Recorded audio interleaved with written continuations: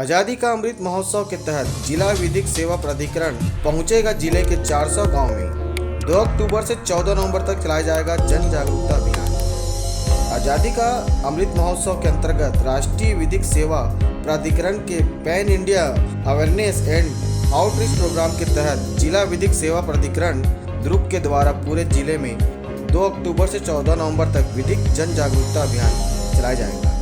इस संबंध में जानकारी देने जिला विधिक सेवा प्राधिकरण के अध्यक्ष जिला एवं सत्र न्यायाधीश राजेश श्रीवास्तव ने न्यायालय परिसर के सभागार में प्रेस वार्ता कर दिया, जिसमें बताया गया कि इस अभियान के तहत जिले के सभी 400 गांव तक पहुंचने का प्रयास किया जाएगा। इसके लिए पैरा लीगल वॉलंटियर, आंगनबाड़ी कार्यकर्ता, एनएसएस एवं एनसीसी के कैंडिडेट्स की टीम बनाकर मदद ली जाएगी। सत्र न्यायाधीश श्रीवास्तव ने बताया कि जिले के द्वारा ग्रामीणों को नालसा की स्कीम, घरेलू हिंसा अधिनियम, पीड़ित क्षतिपूर्ति योजना, मौलिक कर्तव्य, मोटरयान दावा आपत्ति, नवीन मोटरयान अधिनियम, करुणा अधिनियम, स्थायी लोक अदालत, दीवानी राजीनामा एवं गुड एंड बैड टच आदि से संबंधित अधिनियम के प्रति ग्रामीण एवं शहरी स्कूलों एवं कॉलेजों के विद्यार्थियों को जागरूक किया जाए। प्रतिदिन 10 गाँव में पहुंचने का लक्ष्य रखा गया है, जिससे कि जिले के पूरे ग्रामीण एवं शहरी क्षेत्र में इस अभियान के तहत पहुंचा जा सके। श्री श्रीवास्तव ने यह भी बताया कि जिला विधिक सेवा प्राधिकरण के द्वारा इस वर्ष किस प्रकार के और कितने जनहित के कई कार्य किए गए। लगभग 3500 केसेस निराकृत हुए हैं और ये एक बड़ी उपलब्धि है कि 2 दिन में 3500 केस निराकृत हो गए। हमने जो कुल शिविर किए हैं 1150 शिविर जनवरी से लेकर अभी तक आयोजित किए गए, जिसमें कि 2,38,698 लोग लाभान्वित हुए। इसके अतिरिक्त घरेलू हिंसा से संबंधित हमने 3 ग्रामों का चयन किया था, रसमड़ा, सेलूद और पुरई। तीनों गांव में हमने एक कमेटी गठित की थी और सर्वेक्षण किया गया और सर्वेक्षण के आधार पर यह पाया गया कि 48 घरों में घरेलू हिंसा से संबंधित अपराध हो रहा है, जिसको हमने उनको समझाइश दे के आपस में सुलह कराया। और इस तरह से 2,995 घरों का सर्वेक्षण किया गया कि क्या वहाँ घरेलू हिंसा तो नहीं हो रही है, और अगर जहाँ हो रही थी, जैसे 48 घरों में हमने पाया कि वहाँ घरेलू हिंसा हो रही है, तो हमने उनको समझाइश दी, एक्ट के बारे में बताया और आपस में दोनों पक्षों का राजीनामा करवाया। इसी तरह से इन्हीं 3 गाँव में 340 लोगों का पंजीयन श्रम विभाग के सहयोग से किया गया, ताकि वो जितने भी श्रम विभाग की योजनाएं हैं उसका लाभ प्राप्त कर सकें। और इसी तरह से हमने 10 लावारिस वृद्धजन जो भीख मांगकर अपना जीवन यापन करते थे, उनको उचित उपचार पहले करवा के वृद्धाश्रम में भर्ती करवाएं।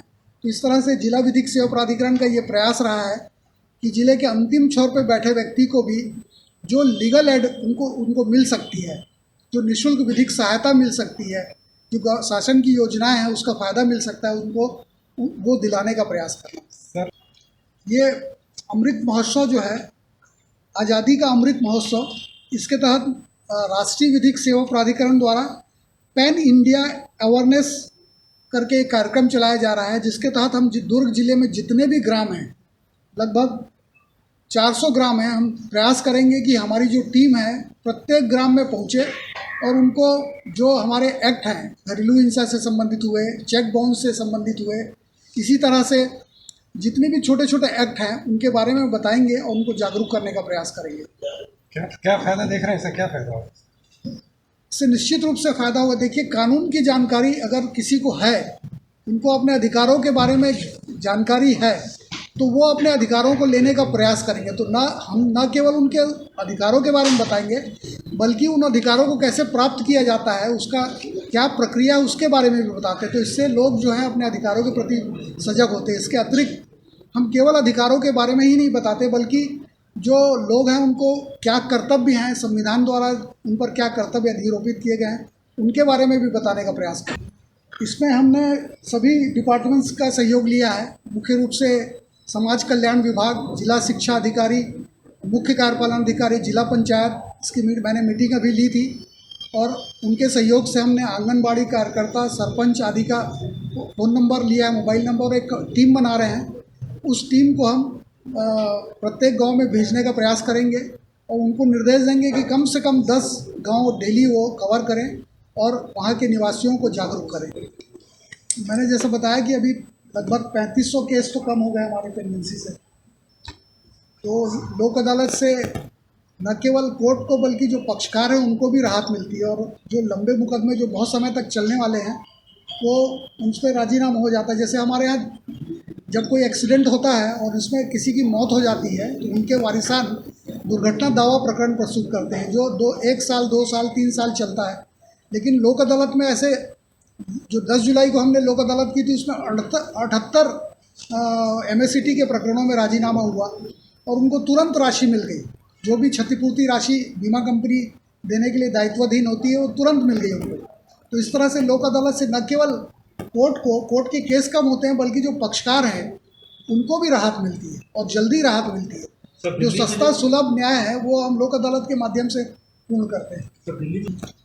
देखिए, आरोपी को तो बहुत सारे अधिकार होते हैं, उसमें अरेस्ट के पहले, अरेस्ट के बाद और कोर्ट में प्रस्तुत होने के बाद जो अधिकार हैं 3 स्तर पे, उन अधिकारों के बारे में हमने एक पोस्टर बनाया है और उसको सभी थानों में लगवाया है।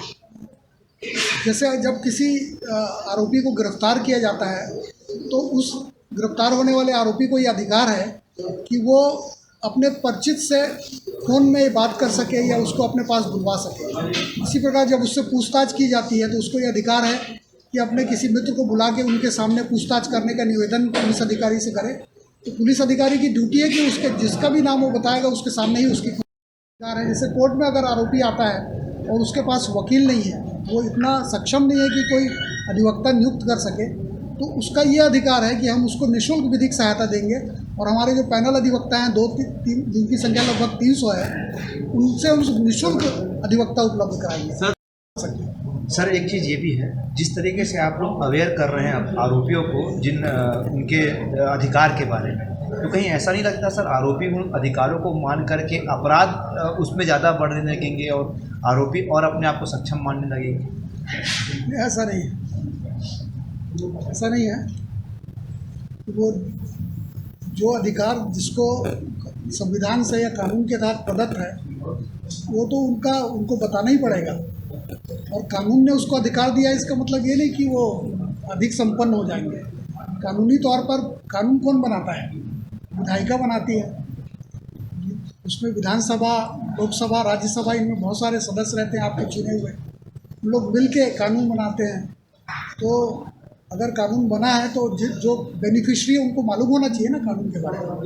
जिला विधिक सेवा प्राधिकरण दुर्ग के द्वारा जिले भर में अब तक किए गए सभी कार्यों की सराहना पूरे जिले सहित प्रदेश भर में हो रही है। इसमें खास बात यह है कि जिला विधिक सेवा प्राधिकरण हर क्षेत्र में अपनी भूमिका शिद्दत से निभा रही है, जिसके लिए वह बधाई के पात्र हैं। मैं श्रीकांत दास, उप संपादक, कैमरामैन अमित के साथ BKD न्यूज़।